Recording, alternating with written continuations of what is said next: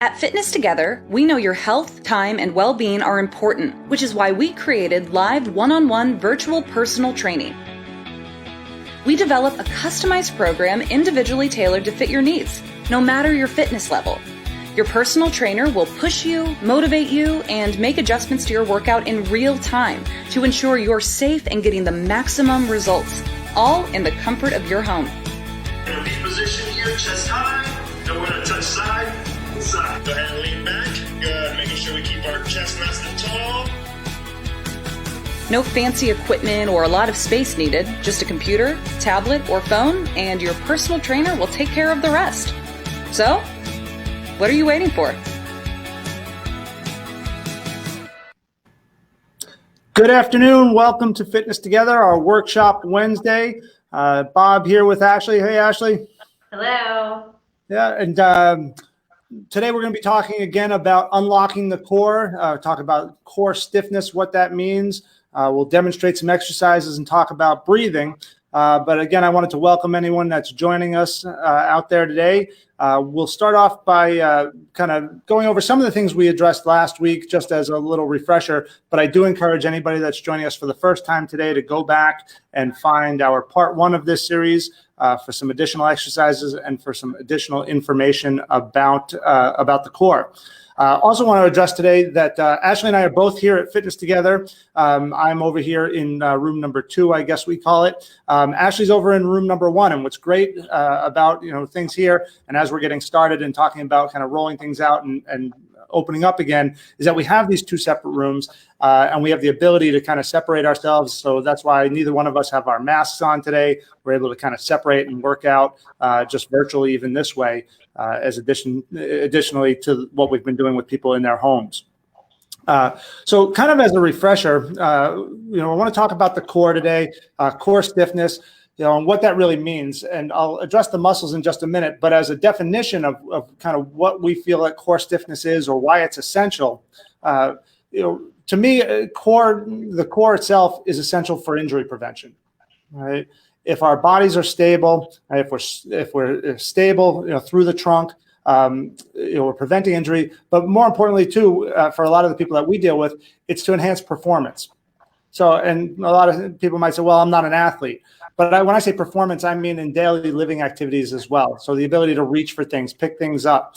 We like to say that proximal stability creates distal mobility. So meaning that if my trunk is stable, I can move my arms and legs freely. All right. And there you go. Yep. So up on the ball, we can do that. Now, the other reason for that too, and why that's important, is because the body doesn't move in a linear motion. Right? So when we're walking, when we're jogging, running, whatever the case may be, or as you were just demonstrating, lifting and picking things up, right, we're always moving in multiple planes. Right? And for that to happen efficiently, our trunks have to be stable. So if the body ever senses that the spine itself is unstable, what you start to have is a reduction in the ability to move your arms and legs, right? Which can create all kinds of other problems. So just as a recap here, let me kind of bring this up and kind of stop our cameras here. But I can show just some of the muscles that make up the core as we talk about it. Obviously, this is the area that most people know, the abs, the external, internal obliques, the transverse abdominis and rectus abdominis. So those are some of the muscles that most people are familiar with. But as we said last time, other important muscles that make up part of the core is in the green there, the medius.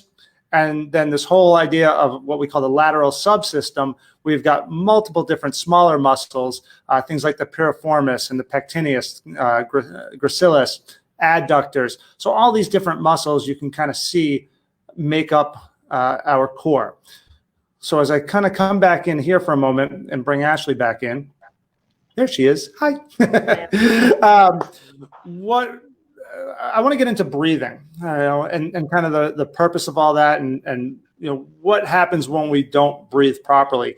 And the reason why I want to talk about it today is because I think that we glossed over it last time, Ashley, and talked.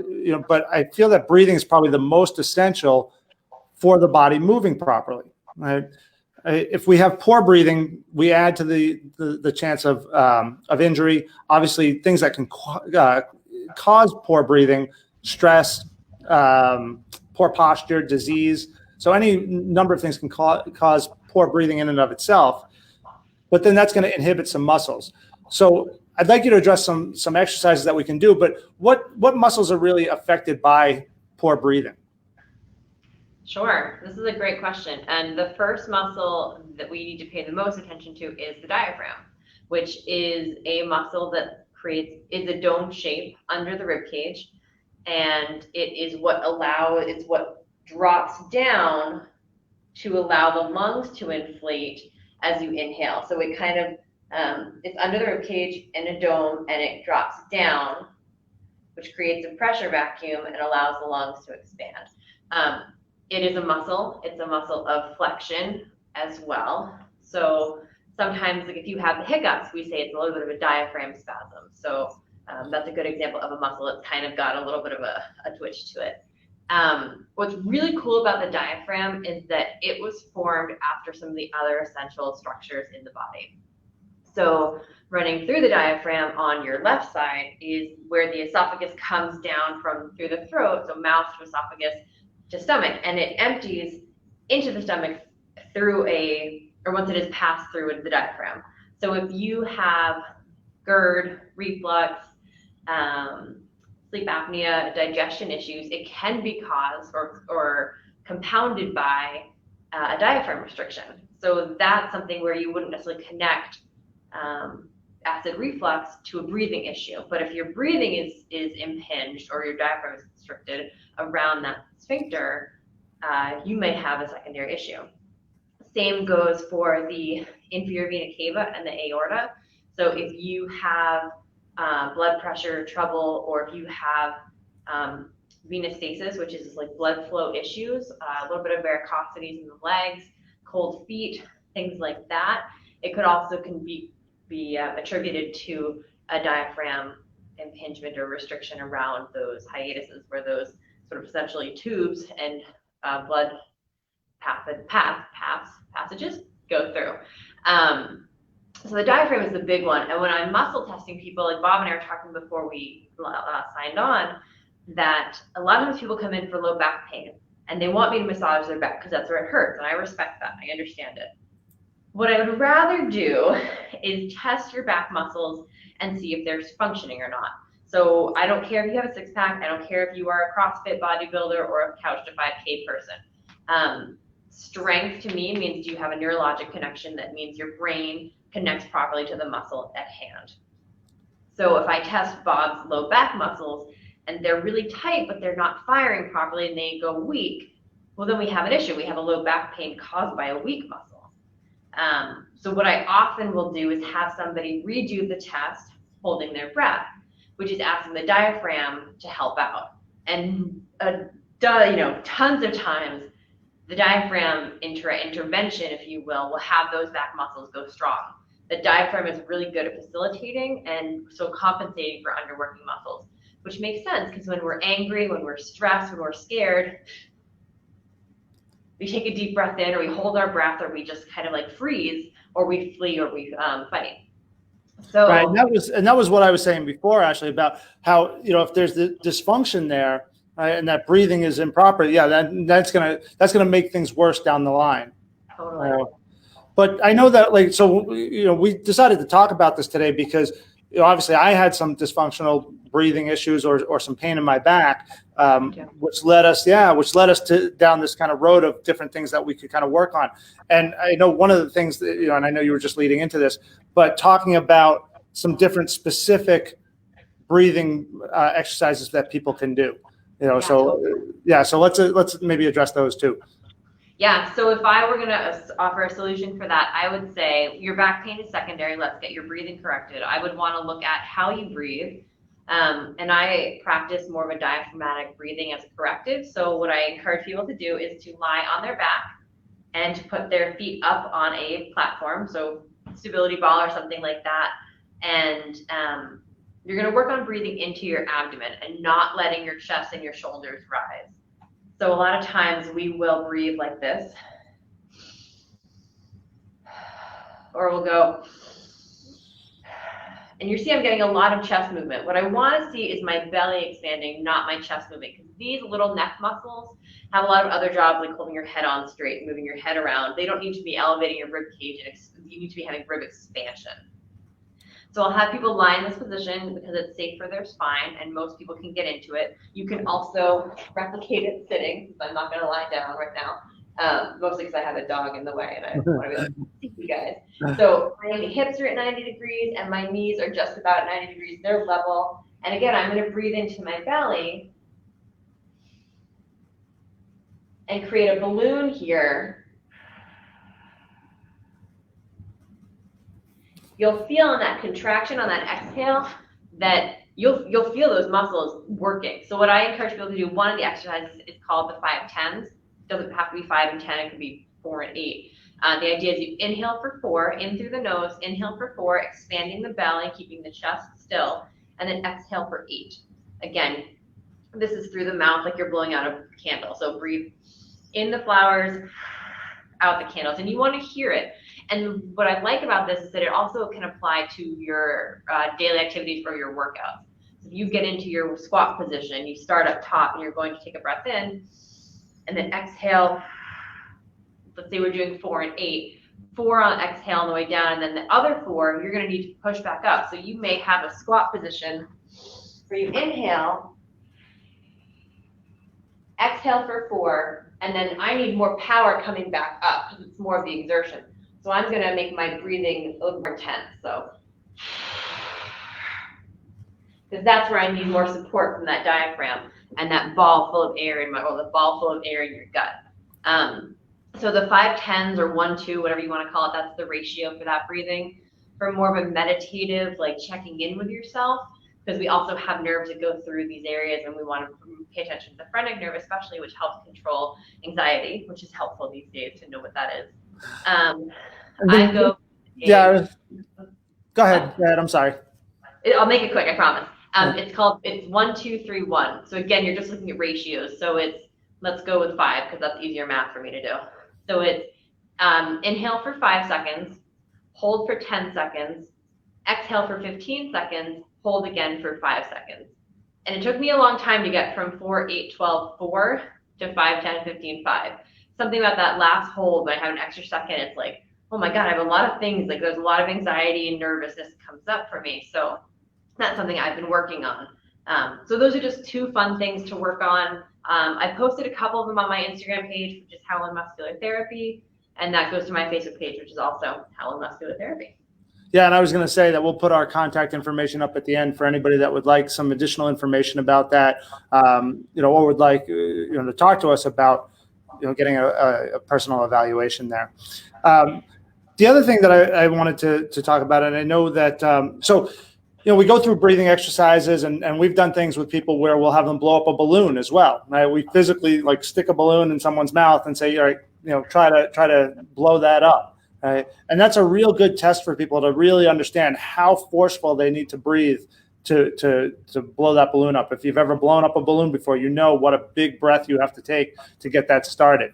So we use tools like that, but evidently, there's a lot of times where we do our breathing, we do our exercises, and we're still having dysfunctional pain. Right? And that was the case with me, where my back was really bothering me. Right? So then, when we get to that part, there's only so many exercises. We're going to demonstrate some exercises in just a minute, things that can help strengthen our core and our trunk. But there are times when we get kind of past that, and now we need additional help. And this is where that idea of referral kind of comes in for us and with our clients, and even myself, where I got on the table with you and we actually had to do some massage. So is there a time when more abdominal massage is appropriate, and where is that helpful? Yeah, so like I've been saying, so the diaphragm can be a muscle that overworks a lot. You can't massage it, so it's easier to release it through or correct it through a breathing exercise. But muscles like the internal abdominal oblique, external abdominal oblique, all of these muscles can get high tones. So that means that there's a little bit of something going on.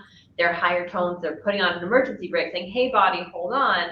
So I want to assess them before I just go and release them, which is why at my business, I do more muscle testing and not just plain massage. As long as I know the muscle is high tone and it's overworking, then I feel clear to massage it. I do a lot. Clients who are watching this are probably like, oh, I forgot how much I hate that. It sucks to have your rib cage work done. It's really tender in here because there's a lot of muscles that do a lot of overworking. Even if you just come into your armpit and kind of palpate down the midline, I'm sure you'll find at home some areas that don't feel as pleasant. I use therapeutic cups on those to get like serratus anterior, external abdominal oblique, some of the lat.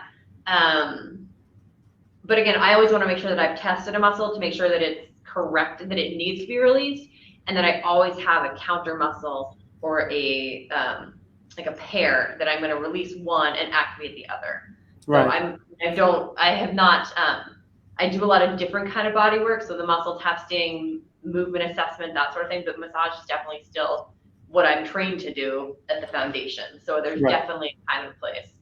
Good. Yeah. And that's why when we're talking now about the exercises, where these things really kind of come together. So when we say that, we want to strengthen all those muscles that make up the core. And, I addressed just quickly what some of them were before, but what I'm going to point out is as we do some of these exercises, the additional muscles that are also working for you to help demonstrate, how we strengthen the core. So the first one that I actually want to look at is one of the things that we would use in developing the plank. And I think we showed the plank last time and what a good plank would look like. But this is actually kind of taking a step back a little bit and doing more of what we call a press out. And with press outs, there's a lot of different ways that we can do it. We can obviously do things standing, which is probably the easiest way to do a press out. But what I'm going to have Ashley do is, Ashley, why don't you take the bag that's not attached to the cord there, right, the green bag, and from a tall kneeling position. So let's go on 2 knees. Right, face sideways. Yeah, facing the camera is good. And we're going to hold the bag vertically. So you're going to grip the bag itself. I'm pretty sure I complained about this bitterly in my workout yesterday, which is why I have to do it. I think so, but we're not doing the hips, so you're okay there. So, but what I do want you to do is I want you to get up as tall as you can, right, through the hips. Are my toes under or flat? Yeah, your toes are going to be tucked under. So the real important thing with any abdominal exercise or any core exercise, and when I mentioned this last time, is connecting with the ground. Right. So, and I said this at the beginning, right, that we're trying to generate force from the ground up. I said last time you can't fire a cannon from a canoe. Right. So we need to get our legs, and our feet grounded to the floor with tension. So when you push into the ground, I almost want you to feel that your glutes are squeezing. Right. That you've got some good tension in your glutes there. We're going to grip the bag from the sides, right, and I want you to rip that bag apart. Right. And in doing so, that's going to get our lats a little bit more active, right? That big fan muscle across your back. Your elbows start at 90 degrees, and we're going to push that straight out away from you as you exhale and use your diaphragm to create that big breath out. That's it. And then pull that back into 90 degrees. Right. So being nice and tall, pushing out from your rib cage, straight ahead, ripping the bag open as you push out, and then pull back in. I think a lot of times if we don't do this properly, if the elbows are bent too much, right, or too easy, just throwing the bag out there and pulling it back in, right, what you end up with, you end up rocking a lot, right? You don't get as much tension through your whole core, or it becomes more of a shoulder exercise, right? I want you to try. Yeah, so to keep the breathing, so what I'm doing with this one, because it's a little different than my squat example, the 5 cues that I remember when I'm lifting are neck long and chin back, because that protects the cervical spine curve, chest open but ribs down, and front of the hips equal with back of the hips, so they stay level. These are protecting all of my spinal curves. So on this, for me, I took a breath in here. I actually want more exertion on that front part, because it's a lot harder, as opposed to the retraction. So my squat was the opposite, but here I'm using more muscle, more power here than to bring the bag back in. Right, and the other thing that you did well there that I wanted to highlight to people is that as you extend, you hold that bag out there for a second or two before you come back in. Because again, it's not just about pressing in and out, right? It's holding it out there as you finish your exhale before you tuck it back in to that 90 degrees. Okay. Now, another one that we can do from a similar position is if you come up on one leg, and actually, no, I'm sorry. Actually, before you do that, face the camera again on two knees, right? Because I want to highlight kind of a progression on this one. Other things that we can do with this is just by changing the load, right? We could change the exercise or the difficulty of it. So now if you take the bag and you start from your ribs a little bit more to the side, and then come out to the center, and then back to the ribs, right? Again, pressing out. Ripping the bag open still. Come down the other side. All right, let's alternate.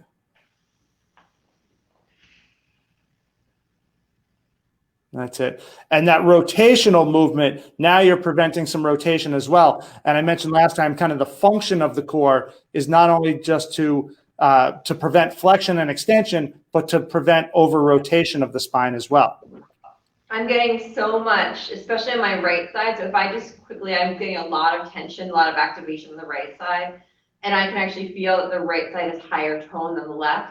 So there may already be a compensation developing that I need to just pay attention to in the rest of my workout. It doesn't hurt, I have no pain, but I'm aware that this side is firing up and this side is like, I don't want to do it. So I may think right IAO or TBA for left IAO or TBA, because this is a little squishy, like a perfectly ripe avocado, and this feels like I can't quite make guacamole yet. All right. And like I said, there's so many different, just that slight variation. We could turn the bag diagonal as well. So just changing the position of those things changes a lot about what that feels like. All right. But let's go back to what we were about to do. Let's go up to the one knee. All right. I still want you to hold the bag on the sides that like you were before. All right. And now on this one, same thing. We've got our back toes tucked under. Our front knee is at 90 degrees. So this way we can go nice and tall through the floor. Right? So pushing hard on the ground to elevate your hips. We're going to start on one shoulder here. Right? So flat on the shoulder. Yep. And we're going to do what we call an arc press. So you're going to exhale. You're going to still rip apart the bag. Exhale, coming high up overhead, over the top, and onto the left shoulder. Pulling down there. So this way, as we still create tension in the bag by ripping it open, we now have, again, that kind of rotational movement, which is challenging the levelness of your hips as you go from side to side. That's something like this. Well, with real people who have fingernails, because massage therapists, we don't get to have fingernails. This is brutal on my fingernails. I do not like this. Yeah. I need to file my nails apparently. Yeah. But grip is so important to this one. Like I said, and if you're just holding the bag, throwing it around, it makes it a little bit more complicated. Yeah. And yeah, Ashley's making that look easy, but it's not. It's that bag does probably weigh about 20 pounds right now. These sandbags are great. I mean, obviously you can use a lot of different things around your house. We have these sandbags from Ultimate Sandbag, but you can get any duffel bag and fill it with things. What's great, again, about the bag is that you can grip it. Right? So we've done exercises like this with people with weights, with kettlebells, with you name it. But the real advantage to the sandbag is the ability to grip it. And we always say grip it and rip it, but pull it apart to activate your back a little bit more. And that's why we choose the sandbag over some of the other options out there. Another exercise that I wanted to kind of demonstrate to people is a lift. So using the sandbag again, and this time actually we'll just go to a little bit more of an advanced version of this. Actually, let's use the other sandbag there that we have attached to the machine. What we have there is just the same sandbag, but now we've added some extra tension from a rubber band. And if you bring your right, yeah, look at that. Price is Right, ready for a new employee. Let's come up. Let's bring the right leg up. That's it. So again, we're in our half kneel, and all of these exercises, as I said, we can do them standing, kneeling, on two knees, which we call a tall kneel, or a half kneel like this. But now again, we've added some additional resistance or tension from the side. And that's going to now challenge her rotation a little bit more. And we're going to also bring that diagonal pattern back in. So Ashley, as you pull that bag up and across your body, I want you to push it away from you as well. So you start with stiff arms. Go ahead and come up and around. Use the floor. That's it. Diagonal across. That's it. And then easy coming back down. So this way we still are using the bag to rip open. We're using the floor to push down. Right? There's no hip movement. Maybe not a whole lot of hip movement. There you go. That was my knuckle getting stuck. That wasn't a. But it's so important to use the floor. And that's why I said if you're not using the floor on this one, it gets real easy to have your hips start flopping around. Yeah, so I'll go loose on the floor right now and we'll see. Yeah. It's so Watch much. what happens. Yeah, kick your toes flat on the back foot. Right? And it's a lot harder to catch that on the way back. But when Please don't do that. That feels terrible. Yeah, but when you're using the floor, you get a much smoother motion. You've got a lot more force to be able to come across. Right. There you go. Okay.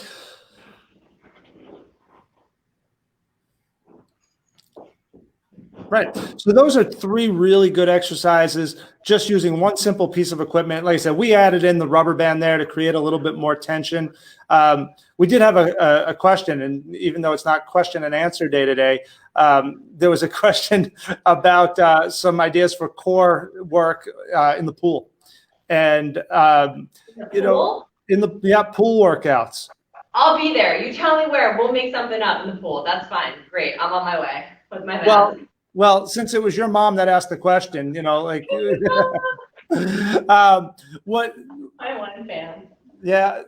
So core workouts in the pool. I mean, if you think about kind of the movement patterns that we're going through here, lifts and chops, the resistance is a little bit different. What I would say is, if you take the idea of what we were just doing, I mean, obviously, depending on the depth of the pool, it's a little harder to get down on a knee, but you could go into a split stance, right? Kind of think about like lunging or walking, but even just standing, right? You can be in a split stance, and you can take the same pattern and use the resistance of the water. So Ashley, right, if you were to kind of just have your hands out in front of you, right, we can work that same diagonal pattern from down to up, cutting through the water. Right. And maybe even, if the water wasn't so deep and you broke the plane of the water, you'd have that, difference of resistance. As you're cutting through the water, you'd get that kind of release coming out of the water. So that would be a motion that I like. Obviously, things like, I'm trying to go through some of the exercises that we kind of went through. You'd have some difficulty with, obviously doing any kind of plank in the water, but you could do press outs, getting a little low in the water and pressing and pulling, and I'm trying to think of what in particular kind of item, maybe like a kickboard or something like that. You wouldn't really get the pull so much, but some kind of kickboard where you're getting that extra resistance of the water. Right, pushing and pulling. Yeah, and so we should remember that so the most herniated discs in the back are L4, L5, and S1, which are approximately like here on the back, but here on the front, and there's no muscle tissue down here. We have a conjoint tendon where all those big muscles we talked about come down.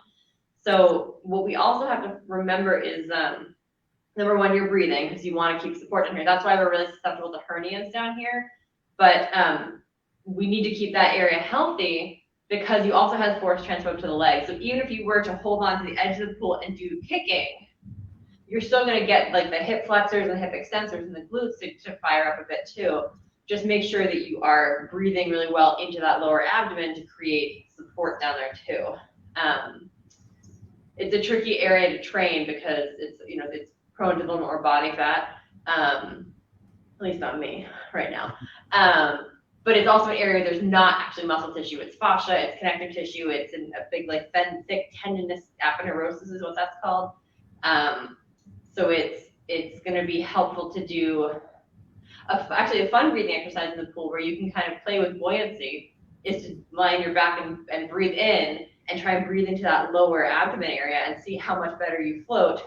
And then as you exhale, don't sink, but appreciate how much air you're letting go. So you can even add breathing exercises into the pool.